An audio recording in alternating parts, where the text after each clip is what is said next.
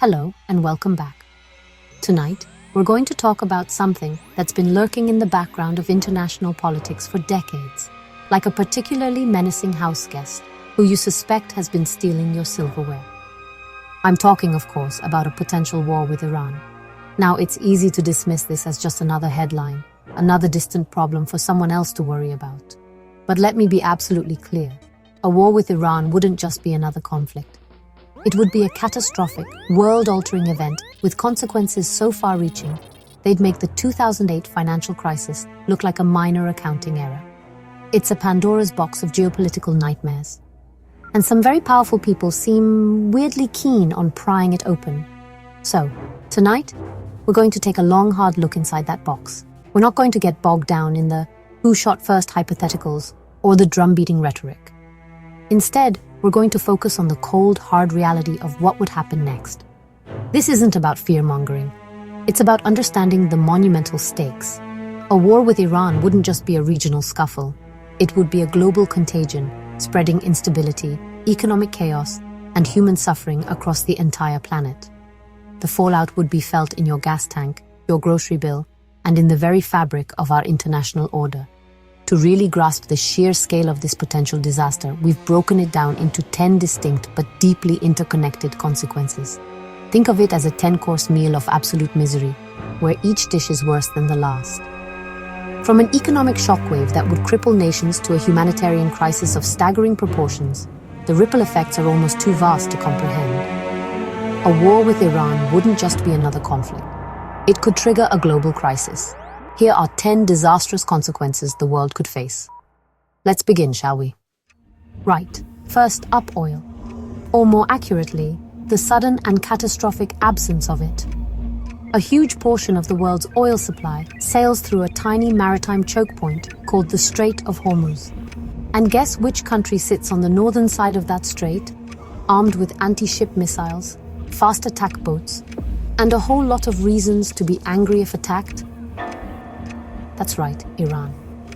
In the event of a war, they wouldn't just be able to disrupt this flow. They could shut it down completely. It would be like a global plumber turning off the main water valve to the world's economy, just for the sheer hell of it. The immediate effect would be an oil price shock of historic proportions. We're not talking about prices going up by a few cents. We're talking about them doubling, tripling, maybe even quadrupling overnight. Every single product that needs to be manufactured or transported would suddenly become astronomically expensive. Global inflation would soar, businesses would collapse, and economies would grind to a halt. The ensuing recession would make the last one feel like a gentle dip. It would be a self-inflicted economic wound of such epic stupidity, future historians would study it as a prime example of a civilization actively choosing to punch itself in the face repeatedly. Next, let's talk about the human cost, because it's a detail that tends to get conveniently glossed over in the rush to war. Iran is not a sparse, empty desert. It's a country of over 88 million people, with densely populated cities like Tehran, which has a population greater than New York City. These are not military compounds. They are sprawling urban centers filled with homes, schools, hospitals, and millions of ordinary people just trying to live their lives. An air campaign against Iran, which would be the inevitable opening act, would result in civilian casualties on a scale that is truly horrifying to contemplate. Unlike, say, Iraq in 2003, Iran possesses a significant, if not top-tier, arsenal of ballistic missiles. While its air defenses might not stop a full-scale US assault, it has the capacity to strike back at regional US bases and allies, turning the entire area into a massive, chaotic war zone. The ensuing conflict would be fought in and around these packed urban environments. The resulting death toll, the millions of displaced refugees, and the complete destruction of civilian infrastructure would create a humanitarian crisis that would dwarf anything we've seen in the region for decades. It's a recipe for unimaginable suffering, and it's frankly obscene that it's even being considered. Now, if you think this would be a neat, tidy conflict contained within Iran's borders, you have a truly touching but dangerously naive view of the world. Iran has spent decades cultivating a network of proxy forces and allies across the entire Middle East. This isn't a bowling team. It's a coalition of the willing to cause chaos. We're talking about Hezbollah in Lebanon, armed with hundreds of thousands of rockets pointed at Israel. We're talking about militias in Iraq and Syria, who have already been targeting US forces for years. And we're talking about the Houthis in Yemen, who have proven their ability to disrupt global shipping. The moment the first bomb drops on Iran, the signal goes out. It's the geopolitical equivalent of a bat signal, but instead of a brooding billionaire in a cape, you get multiple new fronts opening up simultaneously. Israel would almost certainly be drawn in, facing a massive rocket barrage from Hezbollah. US bases across the Gulf would come under sustained attack. Global shipping lanes far beyond the Strait of Hormuz could be targeted. This wouldn't be a war against one country. It would instantly metastasize into a sprawling, multi-front regional war, pulling in country after country in a domino effect of escalating violence. It's a bonfire that would set the entire neighborhood ablaze. And what about the United States military, the force that would be tasked with fighting this gargantuan conflict? Well, here's a fun fact. It's already stretched incredibly thin. Decades of continuous operations in the Middle East, a renewed focus on containing Russia and Europe, and the massive strategic pivot to Asia to counter China have left the US armed forces with a very, very full plate. It's like a juggler who already has 3 chainsaws in the air and is now being asked to add a live badger to the routine. Something inevitably is going to get dropped, and it will probably be messy. A full-scale war with Iran would demand an immense commitment of resources: ships, aircraft, personnel, and of course, trillions of dollars. These are not resources that are just sitting in a warehouse somewhere waiting to be used. They would have to be pulled from other critical areas. Fewer ships patrolling the Pacific, fewer troops reinforcing NATO's eastern flank, less attention on counter-terrorism hotspots around the globe. The result is a dramatic weakening of America's ability to project power and maintain stability elsewhere. The world's policeman would essentially have to abandon most of its beats to deal with a single massive riot it started itself. And who, you might ask, would be watching this all unfold with a keen sense of opportunity and a large bowl of popcorn? That's right, China. For Beijing, a US war with Iran would be the geopolitical equivalent of winning the lottery. While America is bogged down in another ruinously expensive and protracted war in the Middle East, draining its military, economic, and diplomatic capital, China would have a golden opportunity to advance its own strategic ambitions, largely uncontested. It's the ultimate strategic misdirection play. Think about it. With the US Navy's attention fixed on the Persian Gulf, the South China Sea would look a lot more inviting for Chinese expansion. And what about Taiwan? The security guarantees from a distracted and overstretched America might suddenly look a lot less convincing to both Taipei and Beijing. China could use the window of chaos to escalate pressure on Taiwan, or even make a more aggressive move, calculating that the US simply lacks the bandwidth to respond effectively. A war with Iran wouldn't just destabilize the Middle East. It would hand China its best chance yet to reshape the balance of power in Asia in its favor. And let's not forget our other favorite geopolitical opportunist, Russia. For the Kremlin, a US-Iran war would be a gift sent from heaven, wrapped in chaos and tied with a ribbon of Western distraction. First and foremost, it would take the global spotlight right off of Russia's brutal war in Ukraine. The endless news cycles, the diplomatic pressure, the focus on arming Kyiv, much of that would evaporate overnight as the world's attention pivots to the new, bigger fire in the Middle East. It's the perfect look over there. Maneuver on a global scale. But it goes beyond mere distraction.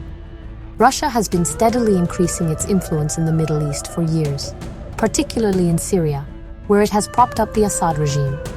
A war would create a power vacuum and a chaotic environment where Russia could play kingmaker, offering itself as a mediator, or supplying weapons to various factions to further entangle the US. Russia and Iran already share a strategic alignment against the United States. A conflict would only deepen that relationship, strengthening Moscow's foothold in a critically important region and allowing it to bog America down in a quagmire, all while it pursues its own objectives elsewhere with far less scrutiny. Now for a consequence that should be chillingly familiar: a massive surge in terrorism. A United States-led attack on a major Muslim nation would be the single greatest recruitment tool for extremist groups like ISIS and Al-Qaeda that we have ever seen. It would be a propaganda coup of unimaginable proportions, perfectly validating their narrative of a Western crusade against Islam. Disenfranchised, angry young people from the Middle East to Europe and beyond would be radicalized by images of destruction and civilian casualties in Iran. The chaos and instability of a regional war would also create vast, ungoverned spaces, perfect breeding grounds for terrorist organizations to regroup, train, and plan attacks. We saw this exact dynamic play out after the 2003 invasion of Iraq, which directly led to the rise of ISIS. A war with Iran would replicate that disaster on a much larger and more dangerous scale. The result wouldn't just be more instability in the Middle East. It would be an increased threat of terrorist attacks on civilian targets all over the world, as newly energized groups seek to strike back at the United States and its allies. It's not just burning the house down, it's seeding the ashes with landmines. All right, let's talk about the big one, the really, really big one, nuclear weapons. For years, the international community's primary goal with Iran has been to prevent it from developing a nuclear bomb. A full-scale war would not only make that goal impossible, it would make an Iranian bomb a near certainty. If your country is being attacked by the world's foremost military power, what is the one weapon that guarantees no one will ever try that again? A nuclear deterrent. From Iran's perspective, getting the bomb would shift from a strategic ambition to an absolute existential necessity. And here's where it gets even scarier. The moment Iran gets a nuclear weapon, or is even perceived to be on the verge of getting one, the game changes for everyone in the region. Saudi Arabia would not sit idly by. They have already stated publicly they would pursue their own nuclear weapons to match Iran. Then what about Turkey? What about Egypt? You would trigger a frantic, terrifying nuclear arms race in the most volatile region on the planet. The delicate balance of terror that kept the Cold War from going hot would be replaced by a multipolar nightmare, where a miscalculation by any number of new nuclear powers could lead to Armageddon. We've touched on the oil shock, but the economic fallout would be far broader, seeping into every corner of the global economy. This is what you might call total economic instability. A massive war in the Middle East would inject a dose of pure, uncut uncertainty into the global markets. Investors hate uncertainty more than anything, and they would flee to safe assets, causing stock markets to plummet and wiping out trillions of dollars in wealth from pensions and savings accounts. It would be a global panic sale, and everything must go. This volatility would have very real consequences for ordinary people.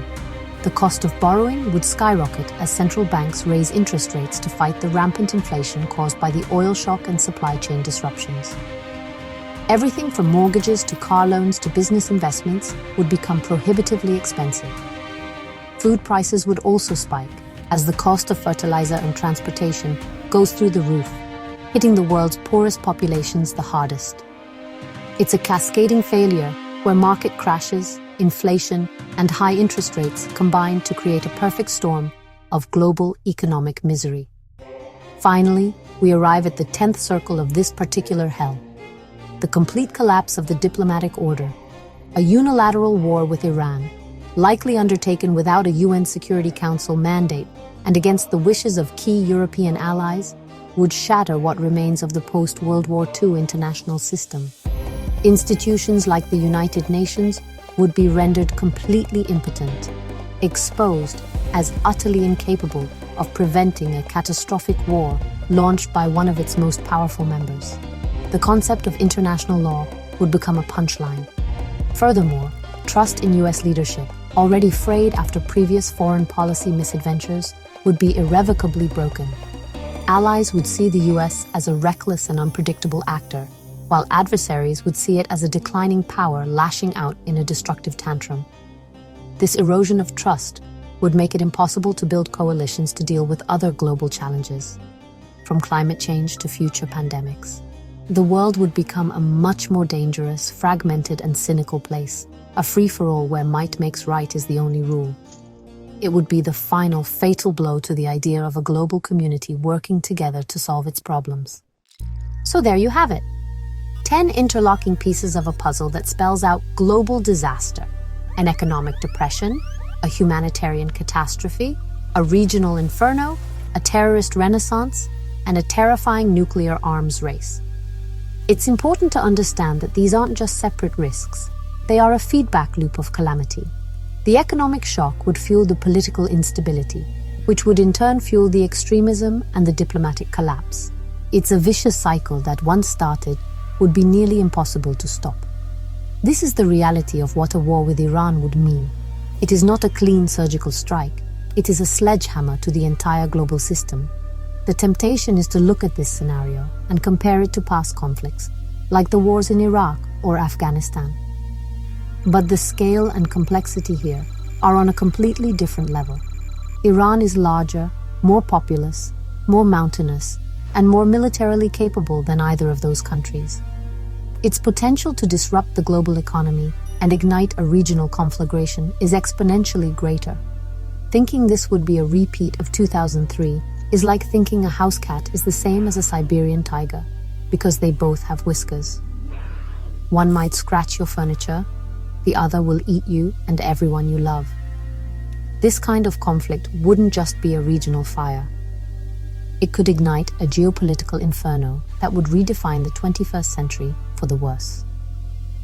The path of diplomacy is always harder, more frustrating, and less satisfying than the drumbeat of war.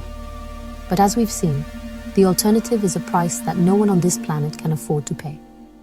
Want to explore how past wars in the Middle East compare to this scenario? Let us know in the comments. Thanks for watching.